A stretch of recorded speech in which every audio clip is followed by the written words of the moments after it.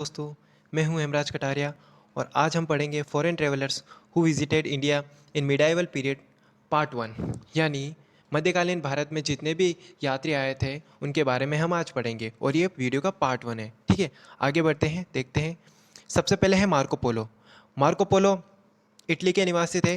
वो 1292 से 1293 में भारत आए थे और पांड्य नरेश मारवर्मन कुलशेखर के शासनकाल में दक्षिण भारत की यात्रा की और लिखा कि पांड्य राज्य मोतियों के लिए प्रसिद्ध था तथा यहाँ अदरक व दालचीनी उत्पन्न होती थी।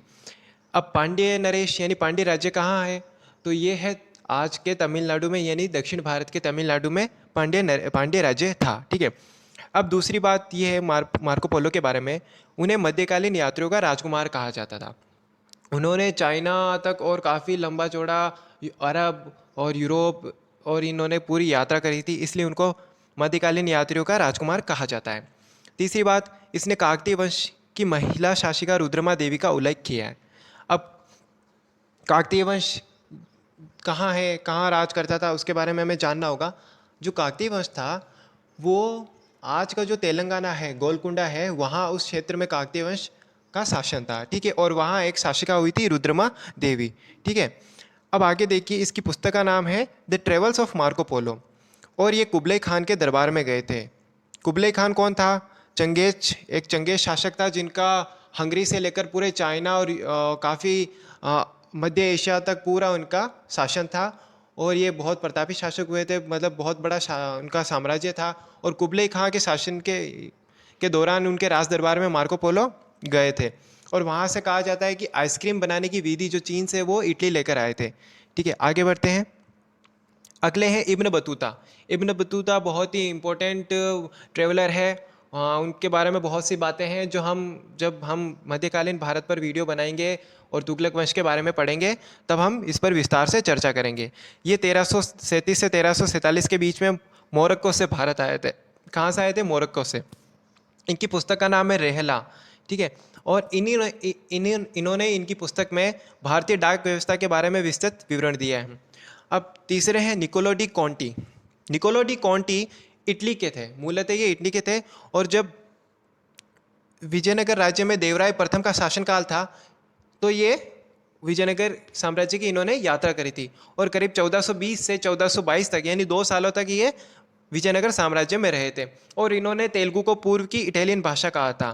ठीक है, अब तीसरी बात यह है कि इनका यात्रा वृत्तांत 1493 में लैटिन भाषा में प्रकाशित हुआ था, लातिन या लैटिन। ठीक है, तो इनका यात्रा वृत्तांत लैटिन भाषा में प्रकाशित हुआ। और चौथे हैं अब्दुल रज़ाक यानी अब्द अल रज़ाक समरकंदी। समरकंदी इसलिए इनको कहते हैं क्योंकि ये समरकंद के थे और समरकंद मध्य एशिया में स्थित है। ठीक है, तो ये फारसी यानी पर्शियन, जो फारस को पर्शियन भी कहते हैं इंग्लिश में, फारसी यात्री खुरासान के शासक शाहरुख के राजदूत के रूप में कालीकट के जमोरिन के यहाँ आए थे। कालीकट कहाँ है? कालीकट है आज के केरला के वेस्टर्न बैंक पे यानी पश्चिमी तट पर। 1443 में देवराय द्वितीय के काल में विजयनगर की यात्रा की थी। देखो, देवराय प्रथम के काल में आए थे निकोलो कॉन्टी जो 1420 से 1422 तक रहे थे और देवराय द्वितीय के बाद यानी देवराय प्रथम के बाद ही देवराय द्वितीय का शासन आता है और उनके काल में आए थे अब्दुल रज़ाक जो 1443 में आए थे। ठीक है, उन्होंने विजयनगर की यात्रा करी थी और इसी के बाद उन्होंने जो खास बात कही थी वो ये है कि विजयनगर के लोगों के लिए भोजन की तरह गुलाब का फूल भी आवश्यक है। ठीक है, यानी इनका मतलब, कहने का मतलब ये है कि विजयनगर के लोग जितने ज़्यादा भोजन को प्रीफरेंस देते थे उतनी ही गुलाब के फूल को प्रीफरेंस देते थे। ठीक है, अगला ट्रेवलर है, अगला यात्री है एथेनेसियस निकितिन। निकितिन यानी नाम से ही पता लग रहा है कि ये रशियन है। ठीक है, ये 1470 से 1474 के बीच में आए थे और एक रूसी घोड़े के व्यापारी थे। ये घोड़े के व्यापारी थे जो महमूद तृतीय के शासनकाल में बहमनी साम्राज्य की यात्रा की थी इन्होंने। अब बहमनी साम्राज्य का है, जो विजयनगर साम्राज्य है उसके उत्तर में बहमनी साम्राज्य था जो तुंगभद्रा नदी के उत्तर में स्थित था। ठीक है, तुंगभद्रा के दक्षिण में विजयनगर साम्राज्य और उत्तर में बहमनी सल्तनत। ठीक है, अब देखिए, भारत आने वाले प्रथम रूसी यात्री थे कौन? निकितिन। और सबसे पहले इन्होंने क्या कहा था कि भारत में गरीबी है। गरीबी का वर्णन करने वाले कौन थे? निकितिन। सबसे पहले इन्होंने करी थी। बाद में हम देखेंगे मुगल शासक जो होते हैं उनके समय भी यात्री आते हैं, वो भी गरीबी का वर्णन करते हैं, जो हमारे सेकंड पार्ट के अंदर आएगा। ठीक है, अब इनकी जो पुस्तक है वो है द जर्नी बियॉन्ड 3 सीज। अगला देखिए, डुआर्ते बारबोसा। ठीक है, ये नाम से ही पता लग रहा है पुर्तगाली है तो 1500 से 1516 के बीच में डुआर्ते बारबोसा भारत आए थे और ये एक पुर्तगाली अधिकारी थे जो पुर्तगाली गवर्नर अल्बुकर्क, जो उस समय पुर्तगाली जो कंपनी थी जो भारत के साथ व्यापार करती थी, उनके गवर्नर बनाए गए थे अल्बुकर्क। उनके दुभाषीय थे, तो इनको दुभाषीय थे यानी इनको अरबी और फारसी भाषा भी आती थी पुर्तगीज के अलावा, ठीक है। तो ये दुभाषी के रूप में काम करते थे गवर्नर के साथ। और सबसे बड़ी बात यह है, जो इम्पोर्टेंट बात यह है, ये कृष्णदेवराय के शासन में विजयनगर की यात्रा पर आए थे। यानी उस समय विजयनगर की यात्रा के शासक कौन, विजयनगर के शासक कौन थे? कृष्णदेवराय, ठीक है। तो उन्होंने उस समय उनकी यात्रा की थी विजयनगर की। अब बारबोसा के अनुसार विजयनगर में सती प्रथा प्रचलित थी। यानी सती प्रथा, जो आप जानते होंगे सती प्रथा क्या होती है, लेकिन ये लिंगायतों, चेट्टियों और ब्राह्मणों में प्रचलित नहीं थी। यानी ये किस में प्रचलित थी? शासक वर्ग और क्षत्रिय वर्ग में ही ये प्रचलित थी। अब अगली बात जो है मलक्का कैंप, इन्होंने जो एक बात कही थी, जो इनका कोट है वो कहीं एग्जाम में पूछा भी जाता है, वो ये है कि मलक्का केम्बे के बिना नहीं रह सकता और केम्बे मलक्का के बिना, अगर उन्हें बहुत धनी और समृद्ध बनना है। अब मेरी बात समझिए, मलक्का, मलक्का शब्द आया तो मलक्का को समझिए। मलक्का आज के मलेशिया की जो मलक्का, स्ट्रेट ऑफ मलक्का है उसको कहते हैं, यानी मलेशिया, ठीक है। और दूसरा केम्बे, केम्बे शब्द आया है तो केम्बे कहाँ है? जो आज का गुजरात है, गुजरात में खंबात की खाड़ी है, उसी को उस समय केम्बे कहा जाता था। आज भी कई जगह उसको केम्बे कहा जाता है। तो खंबात की खाड़ी का ये नाम क्या है? केम्बे।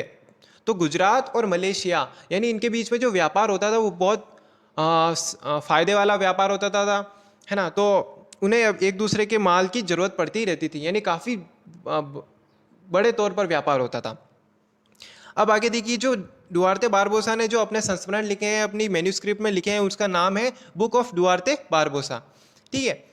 अब अगले जो यात्री हैं उनके बारे में देखते हैं। लुडोविको डी वार्थेमा, वार्थेमा नाम से पता लग रहा है ये भी पुर्तगीज है। ये करीब आए थे 1502 से 1508 के बीच में भारत में आए थे, है ना। 1502 से 1508 के बीच में आए थे और ये भी इटालियन थे।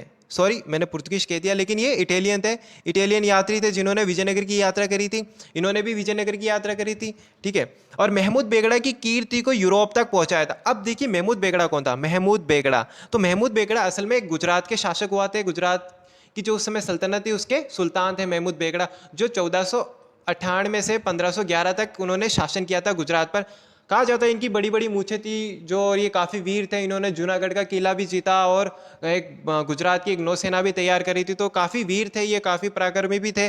तो इनकी कीर्ति किसने यूरोप में पहुंचाई थी? बार्थेमा ने, ठीक है। अब देखिए अगली इंपॉर्टेंट बात क्या है, ये मक्का जाने वाले पहले गैर मुस्लिम यात्री थे। यानी मक्का किनका पवित्र स्थल है? मुस्लिमों का। तो वहां जो पहले गैर मुस्लिम यात्री थे वो कौन थे? बार्थेमा, ठीक है। समझ में आया? अब देखिए इनकी बुक जो है वो है the travels of Ludovico di Varthema in Egypt. Egypt कहाँ है? अफ्रीका में, सीरिया अफ्रीका में। Arabia desert, Arabia Felix in Persia, Persia है जो आज का इराक और ईरान है, उसको पर्शिया कहते थे। इंडिया, इथोपिया, इथोपिया का अफ्रीका के अंदर, ठीक है। तो ये उनकी बुक है। अब देखिए आगे अगला कौन है? Domingo Paes. डोमिंगो पायस के बारे में पढ़ेंगे। तो डोमिंगो पायस जो है 1520 से 1522 के बीच में भारत में आए थे। तो 1520 से 1522 के बीच में आए थे और इन्होंने भी विजयनगर की यात्रा करी थी। तो उस समय विजयनगर की, पता है हमें, कौन शासक थे? कृष्णदेव राय, ठीक है। तो कृष्णदेव राय विजयनगर साम्राज्य के उस समय शासक थे। और इन्होंने जो एक खास बात कही थी जो याद रखने लायक है वो ये है, इन्होंने विजयनगर को रोम के जैसे वैभवशाली नगर बताया। रोम कहाँ की राजधानी? इटली की। तो इटली की राजधानी रोम के जैसा वैभवशाली नगर बताया, ठीक है, विजयनगर को। और ये किसने कहा? डोमिंगो पायस ने। अब अगला देखिए सीजर फेडरिक। सीजर फेडरिक के बारे में पढ़ेंगे। तो सीजर फेडरिक जो है वो 1567 से 1568 के बीच में भारत में आए थे। ध्यान रखिए इसमें कुछ इंपॉर्टेंट बात है। इसमें क्या इंपॉर्टेंट है? इस पुर्तगाल यात्री ने तालीकोट के युद्ध के बाद, कौन सा युद्ध? तालीकोट के बाद, अब बाद में देखेंगे कौन सा है, क्या था ये तालीकोट का युद्ध, पहले पढ़ लेते हैं। इस पुर्तगाल यात्री ने तालीकोट के युद्ध के बाद विजयनगर की यात्रा की। वह ए फॉरगटन एम्पायर के नाम से विजयनगर के विनष्ट वैभव का वर्णन किया। अब देखिए सीजर फेडरिक जो है उन्होंने तालीकोट के युद्ध के बाद विजयनगर की यात्रा की।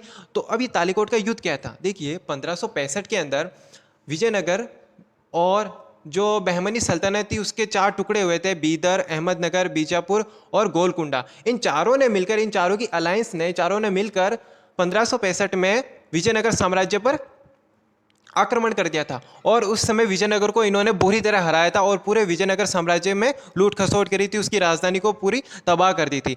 तो इसीलिए इसके बाद क्या हुआ, 1565 में ये हुआ युद्ध। और 1567 में क्या करा, सीजर फ्रेडरिक ने किसकी यात्रा करी थी, विजयनगर एम्पायर की, ठीक है। और फिर उन्होंने अपना संस्मरण लिखा किसमें, ए फॉरगटन एम्पायर में। समझ में आया। अब देखिए 10वां जो यात्री है वो थॉमस स्टीवनसन। इसकी कोई खास बात नहीं है, बस ये खास बात है कि ये भारत आने वाले प्रथम अंग्रेज थे, उससे पहले अंग्रेज नहीं आए थे, ठीक है। तो भारत आने वाले प्रथम अंग्रेज कौन है, थॉमस स्टीवनसन। अब अगला देख लिए जॉन मिल्डे हॉल। जॉन मिल्डे हॉल के बारे में पढ़ेंगे तो ये 1599 से 1605 में भारत आए थे और करीब करीब 6 साल 7 साल भारत में रहे थे। तो जॉन मिल्डे हॉल के बारे में पढ़ेंगे क्या क्या खास बातें। देखो प्रथम अंग्रेज कौन थे, थॉमस स्टीवनसन। लेकिन जो दूसरे अंग्रेज थे जॉन मिल्डे हॉल, ये स्थल मार्ग से आने वाले प्रथम ब्रिटिश नागरिक थे। कौन थे, स्थल मार्ग से। बाकी सब कहाँ से आते, केप ऑफ गुड होप से आते थे, यानी पूरा अफ्रीका घूमते हुए दक्षिण अफ्रीका से होते हुए फिर भारत आते थे। लेकिन ये स्थल मार्ग से आए थे, यानी यूरोप, पहले यूरोप इटली से, फिर अरब, अरब से पर्शिया, पर्शिया से फिर पाकिस्तान वगैरह होते हुए, अफगानिस्तान होते हुए ये भारत में आए थे, ठीक है। तो ये स्थल मार्ग से आने वाले प्रथम ब्रिटिश नागरिक थे। और ये क्या है, दूसरी बात इनकी खास बात क्या, अकबर के समय भारत आया और 7 वर्ष रहा तथा गुजरात में व्यापार करने के लिए फरमान प्राप्त करने की कोशिश की, ठीक है। तो इन्होंने व्यापार करने के लिए, भारत में व्यापार करने के लिए अकबर से फरमान प्राप्त करने की कोशिश भी करी, ठीक है। अब अगले देखते हैं एंटोनियो मोंसेरेट। एंटोनियो मोंसेरेट की खास बात क्या है, ये एक पादरी थे। असल में पादरी मतलब प्रीस्ट, जो चर्च में प्रेयर करता है, ठीक है। तो वो पादरी थे और ये यानी धर्म प्रचार के लिए जरूर भारत में आए थे, जाहिर सी बात है। तो ये स्पेनिश पादरी थे तथा काबुल अभियान के साथ काबुल अभियान में अकबर के साथ गए थे। तो काबुल अभियान करीब 1596 में हुआ था, जिसमें अकबर काबुल, उस समय जो काबुल है वो मुगल सल्तनत का एक भाग हुआ करता था, तो वहाँ विद्रोह हुआ था, तो अकबर उसको दबाने के लिए काबुल गए थे। तो उनके साथ एंटोनियो मोंसेरेट वहाँ गए थे, काबुल गए थे। ये भारत के बालनाई संप्रदाय का उल्लेख करते हैं। भारत में कई सारे संप्रदाय हम जानते हैं, तो वो ये भारत में एक बालनाई संप्रदाय का उल्लेख करते हैं। अगला है राल्फ फिच। तो राल्फ फिच कब आए थे भारत में, 1583 से 1591 के बीच ये भारत में रहे थे। और हम जाहिर सी बात है, तो 1556 से 1605 तक अकबर भारत पर शासन कर रहे, तो ये अकबर के शासनकाल में ही रहे होंगे, जाहिर सी बात है। लेकिन खास बात क्या है, भारत के बारे में सर्वप्रथम इसने ही लिखा। मतलब जो भारत के बारे में जो मध्यकालीन जो यात्री आए थे उन्होंने सबसे पहले भारत के बारे में किसने लिखा था, राल्फ फिच ने, ठीक है। अब ये फतेहपुर सीकरी व आगरा आने वाले प्रथम अंग्रेज व्यापारी थे। क्या थे, पहले जो अंग्रेज व्यापारी जो आए थे वो गुजरात तक रुक जाते थे, या फिर है ना तटीय प्रदेशों के आसपास जो कोस्टल एरिया थे वहाँ तक ही सीमित रहते थे, है ना, उससे ज़्यादा अंदर की तरफ नहीं आए थे। लेकिन ये जो अंग्रेज थे, ये पहले अंग्रेज थे जो कहाँ आए थे, फतेहपुर सीकरी और आगरा आए थे, ठीक है। इसने इन शहरों को लंदन से भी बड़ा बताया था। यानी ये जो रॉल्फ फिच है, इन्होंने फतेहपुर सीकरी और आगरा को उस समय जो लंदन जो शहर था उससे भी बड़ा बताया था, ठीक है। और लेकिन खास बात यह है कि इस व्यक्ति का गुजरात में अपहरण हो गया था, ठीक है। तो आज का लेक्चर यही खत्म होता है, पार्ट 2 हम जल्दी लेकर आएंगे। बहुत बहुत शुक्रिया इस वीडियो को देखने के लिए। Please like, subscribe and share, comment if you like video. Thank you so much.